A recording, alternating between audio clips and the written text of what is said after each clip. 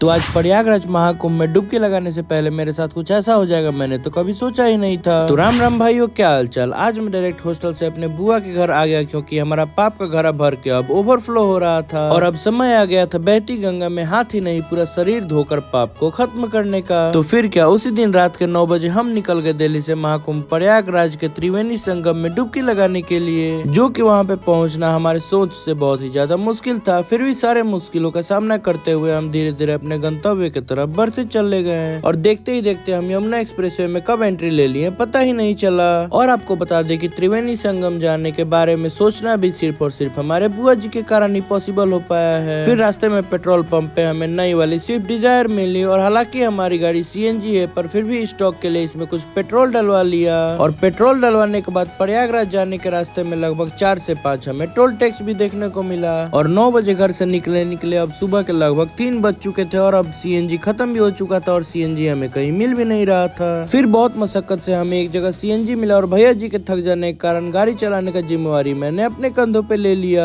फिर यमुना एक्सप्रेसवे का सुंदर सा रास्तों को निहारते हुए और स्पीड लिमिट को फाड़ते हुए हम बढ़ने लगे अपने लक्ष्य की तरफ। और एक्सप्रेसवे पे कार ड्राइव करने का ये मेरा लाइफ का सबसे पहला ही एक्सपीरियंस था, जो कि ड्राइव करके मजा आ गया। फिर हमारे साथ कुछ ऐसा हो गया जिसका हमने कभी कल्पना भी नहीं किया था। हम प्रयागराज से लगभग 140 किलोमीटर दूर थे और हमें जाम मिलना स्टार्ट हो गया था और अब सुबह के 5 बज रहे थे और गाड़ी में मुझे छोड़ के अभी सब लोग सो ही रहे थे। फिर थोड़ी देर के बाद सीएनजी डलवाने के लिए हमने छोटा सा ब्रेक लिया और फिर गाड़ी चलाने का जिम्मेवारी हमने फिर से भैया जी के ऊपर सौंप दिया। और घर का बना हुआ लिट्टी का नाश्ता करते हुए हम धीरे धीरे आगे बढ़ने लगे। अभी तक तो सब कुछ ठीक ही जा रहा था क्योंकि छोटे छोटे जाम्स मिल रहे थे और उसमें से निकलते निकलते हम धीरे धीरे आगे बढ़ रहे थे। और फिर प्रयागराज में एंट्री करने से पहले हम इतना बड़ा और इतना गंदा जाम में फंस गए जिसका कल्पना हमने कभी किया ही नहीं था। तो दिल्ली से निकले हुए और गाड़ी में बैठे बैठे हमें लगभग 18 घंटा हो गया था और अभी तक हम जाम में ही फंसे हुए थे। तो अगर आप भी जानना चाहते हैं कि हम संगम नदी में डुबकी लगाने के लिए कितना मुश्किलों का सामना किए तो वीडियो को लाइक करके चैनल को सब्सक्राइब कर दीजिए। मिलते हैं आपसे इस ब्लॉग के पार्ट 2 में।